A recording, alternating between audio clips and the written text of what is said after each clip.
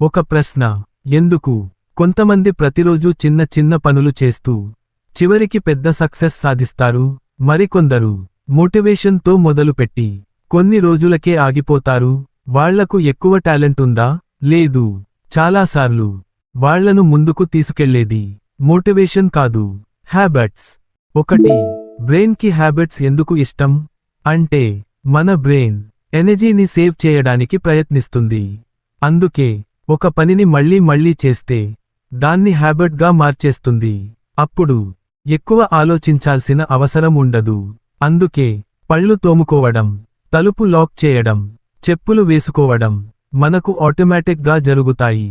2. Motivation fades. అంటే కొత్త year, కొత్త గోల్, చాలా మోటివేషన్. మొదటి కొన్ని రోజులు అన్నీ బాగానే ఉంటాయి. కానీ కొద్ది రోజుల తర్వాత మోటివేషన్ తగ్గిపోతుంది. అక్కడి నుంచి హ్యాబిట్స్ పని చేయడం మొదలవుతుంది.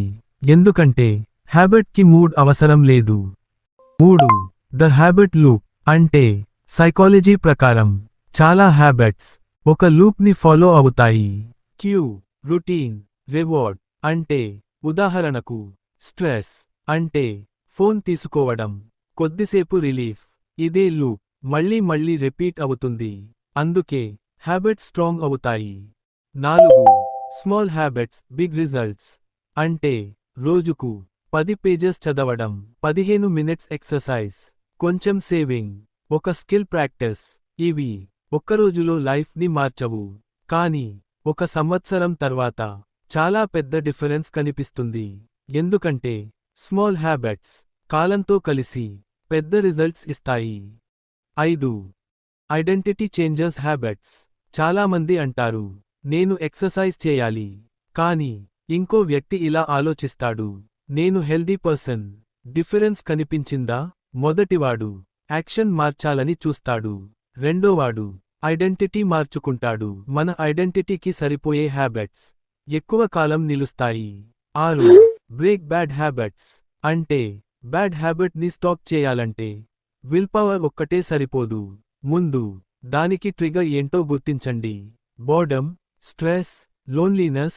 ట్రిగర్ మారితే హ్యాబిట్ కూడా మారడం సులభమవుతుంది. కన్క్లూజన్. గుర్తుంచుకోండి, మీ ఫ్యూచర్ని మార్చేది ఒక్క పెద్ద డెసిజన్ కాదు, ప్రతిరోజు మీరు రిపీట్ చేసే చిన్న డెసిజన్స్. సక్సెస్ ఒక ఈవెంట్ కాదు, ఒక హ్యాబిట్. Powerful ending. అంటే మీ జీవితం మీ గోల్స్ వల్ల కాదు, మీ డైలీ హ్యాబిట్స్ వల్ల షేప్ అవుతుంది. ఎందుకంటే మీరు అప్పుడప్పుడు చేసే పనులు కాదు, ప్రతిరోజు చేసే పనులే మీ ఫ్యూచర్ని నిర్మిస్తాయి. మీ ఫ్యూచర్ని మార్చే ఒక డైలీ హ్యాబిట్ ఏది? చదవడం, ఎక్సర్సైజ్, సేవింగ్ లేదా స్కిల్ ప్రాక్టీస్? కామెంట్లో చెప్పండి. ఇంకా ఇలాంటి సైకాలజీ మరియు సెల్ఫ్ ఇంప్రూవ్మెంట్ వీడియోస్ కోసం సబ్స్క్రైబ్ చేయండి.